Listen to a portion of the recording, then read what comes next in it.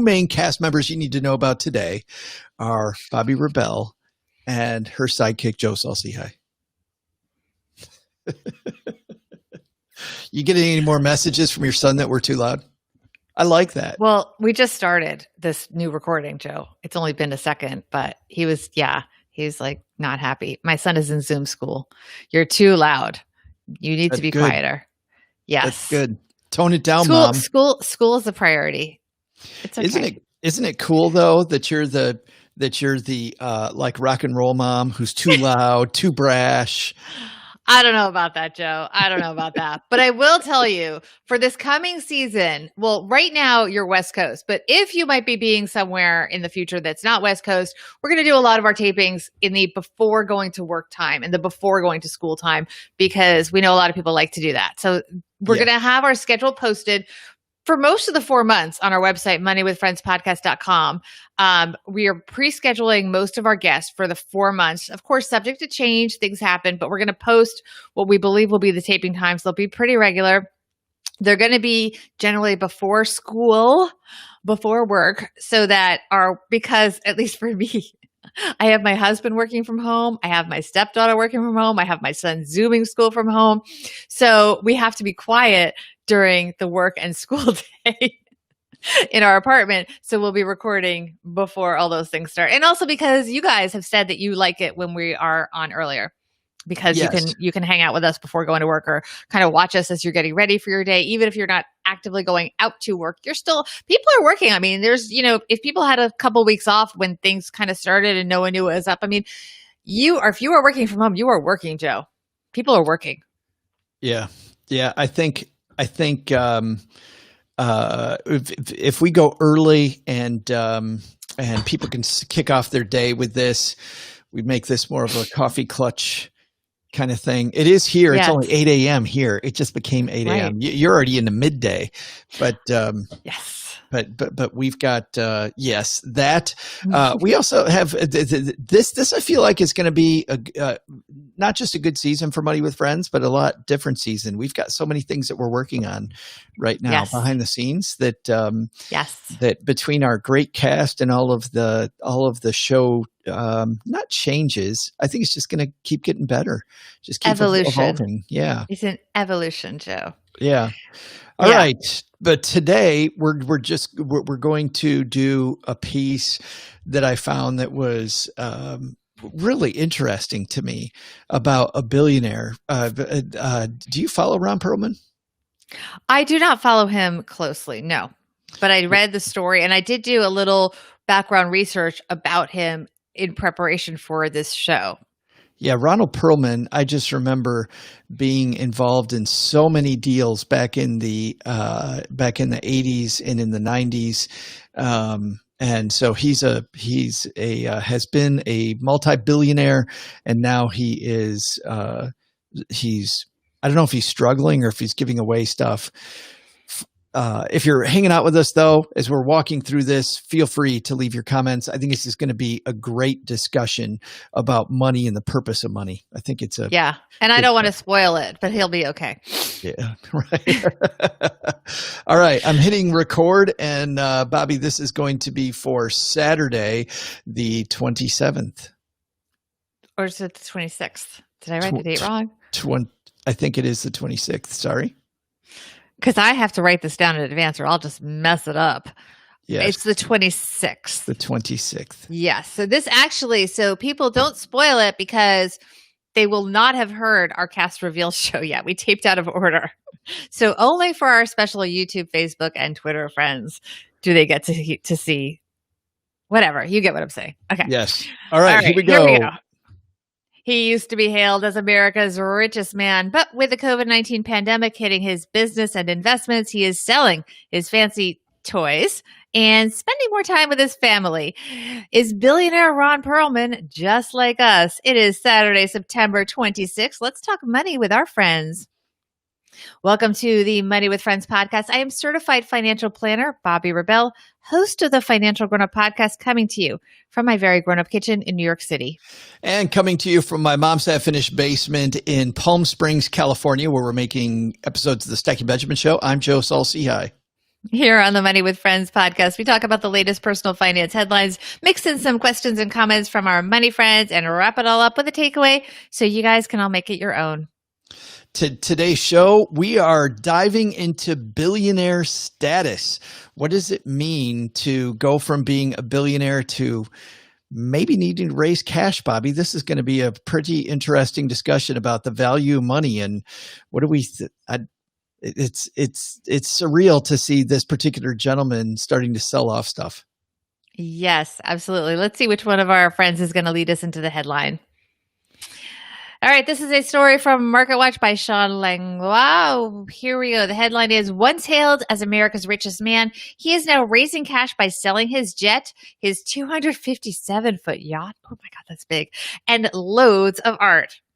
That is part of Perlman's excuse for selling his private jet, his 257-foot yacht, and hundreds of billions of dollars worth of art, according to, I missed part of this story, I think, here. Well, anyway, let me kind of start this over. Perlman was once America's richest man with a net worth approaching $20 billion. He has seen his wealth drop to $4.2 billion over the past couple of years as mounting financial challenges have pushed him further down the Bloomberg Billionaires Index. And because of that, he is selling 257-foot yacht, hundreds of million dollars of art, and his private jet. That, according to a statement quoted by Bloomberg News. He's also dumping his stake in Humvee maker AM General. He sold a flavorings company. He hired bankers to help him find buyers for positions he holds in other companies. So, are all of these high-priced sales really just an effort to, quote, simplify and give others the chance to enjoy Perlman's vast collection of treasures? And it has a quote from Graydon Carter, quote, often when people say this sort of thing, it's masking something else. In Ronald's case, it's true, says Graydon Carter, former editor of Vanity Fair, who's known Perlman for 3 decades. Quote, he has learned to love and appreciate the bourgeois comforts of family and home. I feel like I missed a quote there, Joe. Do you have it? I think I chopped off part of the article. Just at the beginning, Perlman says the reason why he's selling all the stuff. He said, I realized that for far too long, I've been holding on to too many things that I don't use or even want. I concluded that it's time for me to clean house, simplify, and give others the chance to enjoy some of the beautiful things that I've acquired just as I have for decades. The piece goes on. Carter added that Perlman is now crazy about spending time at his home with Anna, his 5th wife, and their 2 young sons. But Richard Hack, the author behind a 1996 biography of Perlman, isn't buying it. If you want a simpler life, you go buy a farm in Oklahoma, not sell a painting out of your townhouse in Manhattan, he told Bloomberg. If he's selling his art, it's because he needs cash. And that cash, according to sources cited in the story, will be used to pay down loans at Citigroup. He also took out loans related to his artwork from JP Morgan Chase, Bank of America, and UBS. Spokesman for Perlman told Bloomberg, these are not forced sales. Meanwhile, Perlman, who rose to prominence during the Michael Milken junk bond takeover era, continues to grapple with how the coronavirus pandemic has impacted his investments, particularly when it comes to Revlon, a company bought in 1985 for $1.74 billion, but it's now valued at $365 million with $3 billion in debt, according to Bloomberg. I've spent my entire career making deals and have been through tough cycles before, but the pandemic caught both the government and business community by surprise, Perlman acknowledged in a statement. So which one do you think this is, Bobbi? Do you think that he is forced to sell here, or that he's truly just getting rid of this excess stuff that he doesn't need? Both. I think both. I think he is. So as I mentioned, I did do a little, background research on him. Look, he's 77 years old. He is on his 5th wife. He has, I believe, 8 children. I mean, yeah, does he really need the jet and all this stuff? I think that there's definitely a feeling that, first of all, I think he probably does need to sell it to cover this debt, but so what?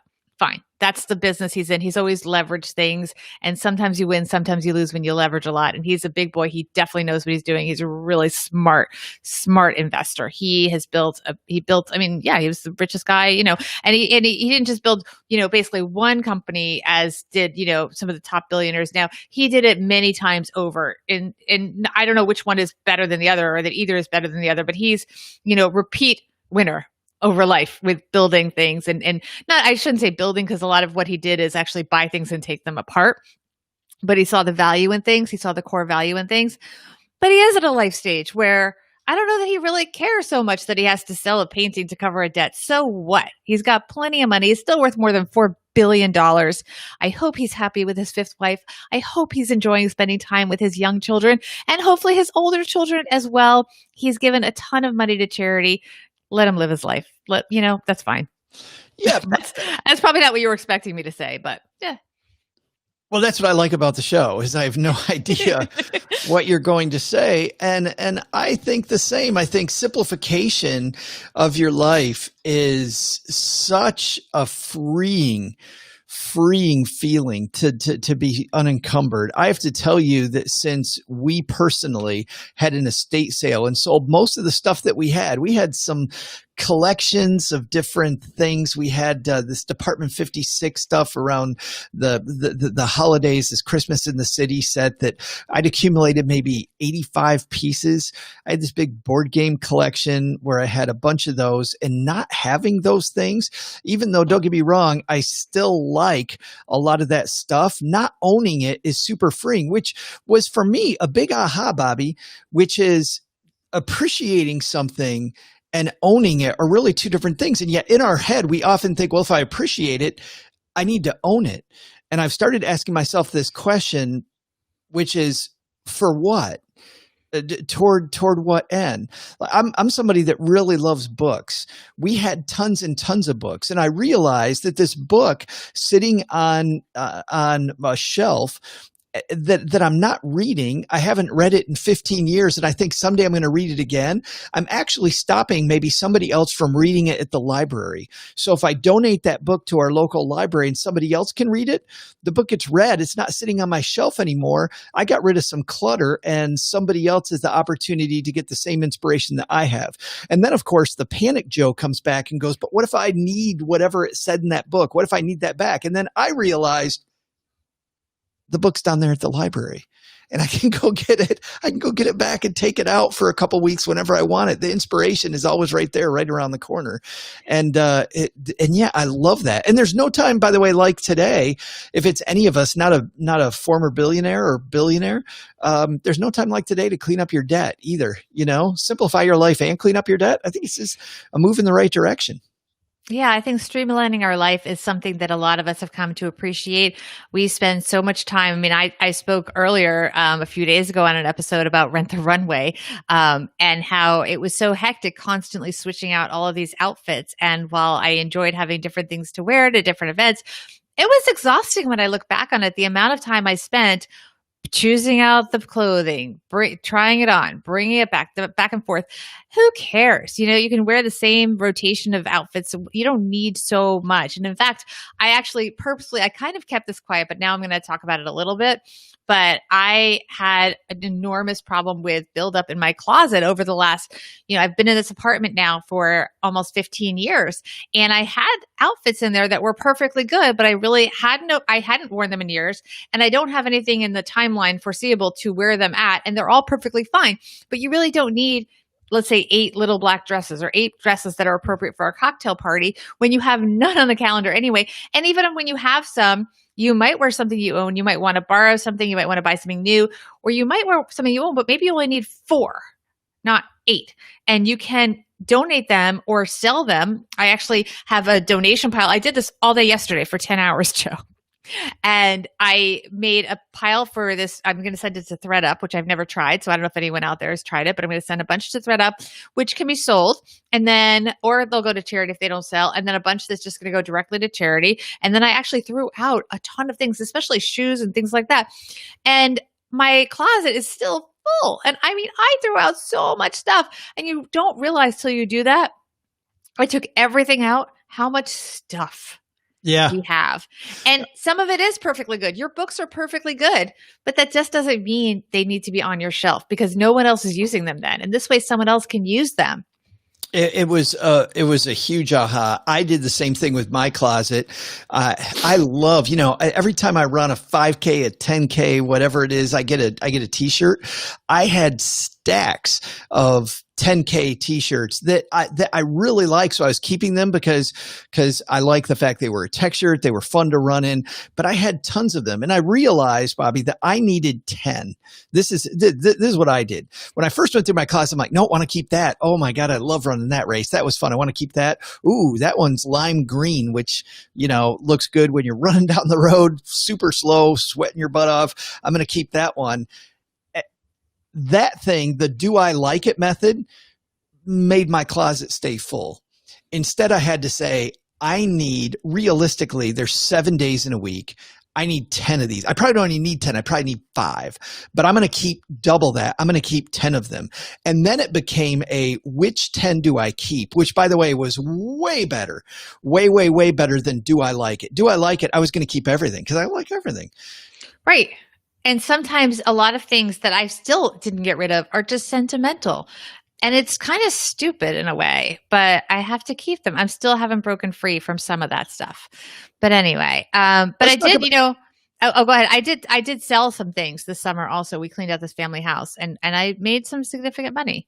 Well, so I was going to say, you're going right where I was going. Our friends Ty and Tal at McNeely, I talked to about how they paid off their mortgage. And part of what they did was this combo act. They cleaned out their closets and they sold a bunch of stuff. I believe they used Facebook Marketplace for most of it. Could be wrong there, but that's a place where I know a lot of people use. They used Facebook Marketplace. They had garage sales. They took that money and they put it on the principal of their mortgage. And they found that when they first started out, it was very difficult, but the more they paid down on their mortgage, the more they were going into the backs of the closets looking for other stuff they might be able to sell so they could do it. So it became a game for them, and gamifying this process of paying off their mortgage allowed them to pay it off really quickly and get a much simpler life. We're at a long-term rental here in Palm Springs. And this rental we're at is very simple. It's very neatly laid out. Man, does it look chic. It looks great. But you know what? It looks great. There isn't clutter. There is very little clutter, which I absolutely love.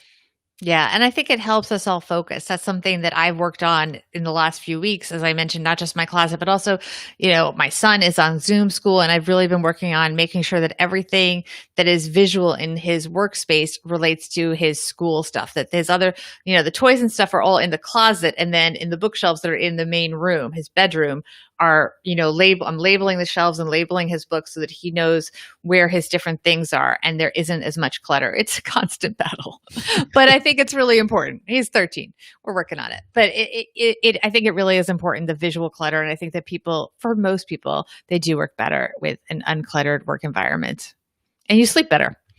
So we are going to be back with our takeaways very soon. But first, Joe, I'm going to have you stand by. I want to talk to our women friends here, our women money friends, with some facts that I think you guys need to know. And it was pretty upsetting when I found out about this. I want to talk to us about our worth and our value and how important it is that we make sure that our families are taken care of, because your financial future and that of your family is just as important as any man's. Men's are also important, to be clear. But when it comes to life insurance, women have often been treated very differently. And that is something that needs to end. I know when I went to get life insurance, it was a whole debacle and I almost didn't get it. And I don't think I got life insurance until I actually had a child. And really, you should get it the minute you have any financial responsibilities at all. Not only do men, by the way, have more life insurance than women, they often have twice as much coverage. So we need to close that gap. And to help us do that is Jenny Life, because it doesn't matter if you're a working mom, a single mom, expecting mom, if you're just single, or if your kids, by the way, I love my waffles, my Morky, if your kids are four-legged fur babies. All of us need life insurance, and Jenny Life is here to help us get there. So Jenny Life makes it fast and easy for women to know that their families are taken care of with life insurance. It's uniquely built for our needs. With Jenny Life, you can get your life insurance policy without blood work or unnecessary red tape, and you can do it all online from your home, which is more important than ever with COVID-19, as we know. They ask you 5 simple questions, and then they curate plans from dozens of A-rated insurance carriers, and then they give you a personalized, budget-friendly life insurance quote in just seconds. So I went on to do this, and I can't tell you what a great experience it was compared to what I went through when I first got life insurance, which was a whole hassle of various phone calls. They won't really commit to a quote over the phone. They'll kind of give you a general idea, and then you have to go in either in person for a medical exam, or sometimes they send someone to your house and they're doing all this blood work in your house. You got this person coming in. It's a mess. So this is so much easier. I went on, I put in a few basic facts about myself, and you know what? I got a quote right away. Very easy. Could not have been easier. And it's very affordable. 32-year-old healthy woman can get $500,000 in coverage for about $1 a day, without, as I mentioned, even stepping into a doctor's office. So here's how you find out more. You visit jennylife.com/MWF. You will get a free quote right now. Like I said, it took, I think, less than a minute, and so easy. jennylife.com/MWF for your life insurance quote today. That's jennylife.com/MWF. And DM me. Let me know how it went, because I'm really interested in this. I think it's something I'm very passionate about as a certified financial planner. People don't know this, but they need life insurance. And by the way, the other thing that's really important, as women, sometimes they'll take your weight, as they'll discriminate because maybe you're pregnant, which is a great time to get life insurance because you're expecting a baby, and they'll factor in your pregnancy weight. A general place. Jenny Life is not going to discriminate against you because you're pregnant. So important for women. And by the way, men are invited too. Joe, just so you know, men can get insurance there as well, but it's geared towards factoring in the unique challenges and needs of women. I love seeing what companies like Jenny Life are doing in the fintech industry. And by the way, talk about simplifying your life. I know that a lot of us have this clutter in the back of our head about things that we know we should be doing. Everybody knows if you need life insurance, you know it. You know you need it, and that clutter's always knocking around. Oh, I should do that. I should do that. I got to tell you, I felt so good when I got my insurance in place. And also when I got my estate plan done, like getting both of those done was absolutely huge. Yeah. But people procrastinate. So I liked this because it took literally like a minute to get the quote. It was so easy. Well, speaking of simplification, Bobbi, let's boil this down to a takeaway. What's your takeaway from today's piece? All right. So to be clear, as pertains to Mr. Perlman, he is only down to $4 billion. He will be okay. Who cares about the reason? He is 77 years old. I think it's great. He's spending more time focusing on his family. Best wishes to wife number 5 and all of his kids. And I think we should all take away from him, simplify your life. Don't worry about the clutter behind the scenes that he was once worth whatever, 20 billion. Now he's only worth 4 million. Who cares? Who cares? At the end of the day, the money is just a tool. And if he's using the money, whatever the number is, to live the life he wants, we should all learn from him and use whatever number we have to live the life that we want. I totally agree, which is, my takeaway, very similar, that I'm with 5 spouses, the type of mergers and acquisition stuff he's involved in, the number of companies he's involved in, the number of properties and things that he owns. He has a very complicated life. And even though our life might not be that complicated, we all to some degree have overcomplicated things over the years. We accumulate messes over time. And we increasingly, as our life goes on, tell ourselves, I'm going to get back to that. I'm going to get back to that. We buy new things. We go, I'm going to deal with that later. And you know what happens? We end up with lots of clutter. And there's no time like today to simplify, because simplification not only can help debt problems, which might be the case here, but it also just makes it easier for you to do something that was written in one of my favorite books, which is David Allen's book. David Allen, the management guru who talks about organization, talks about how you want to be like water. And his book, by the way, is called Getting Things Done. And it's this GTD method. But your goal is to be like water. And I think it's very difficult to just flow where the stream is headed, where everybody around you is headed. When you've got all this clutter in your life, get rid of it. So I think there is, even though this might be a bad thing for him, I think it's a good lesson for all of us right now, Bobbi. I think that's so well said. Thank you, Joe. Well, thank you, Bobbi. We are Headed into season 5 this coming week. Can't wait for everybody to hear the reveal show on Monday, where we reveal our new cast. And then after that, starting on Tuesday, Bobbi, we are going to have a whole new cast of characters helping us out. But part of that cast is you. We want you helping us make the episodes. How do people do that, Bobbi? First of all, make sure you are subscribed to our YouTube channel. Just go to Money with Friends on YouTube and hit that subscribe button, and absolutely sign up for alerts so that you know when we are going to be recording. You can find out when we were recording on our website, moneywithfriendspodcast.com. We'll have a full schedule up there. For the first time ever, we are going to have a schedule that's probably 95% of our scheduled tapings for the next 4 months. We'll have that up there, if not now, imminently. And you can plan when you can be part of the show. You can also follow us on Twitter and on Instagram. And to be part of the show, if you can't join us live, look at Instagram stories and answer our polls and questions, and you may get a shout out in the show. The handle there is @MoneyFriendsPod. Just like we'll give a shout out to our friend Melissa hanging out with us today. Hey, Melissa. She's hanging out on Facebook. YouTube is where you want to go. Obviously, again, youtube.com/moneywithfriends. She's Bobbi. I'm Joe. We'll see you next time back here at Money with Friends. Bye-bye. Bye, guys. 21. Hey, Melissa. Right. Bye, Melissa. Bye.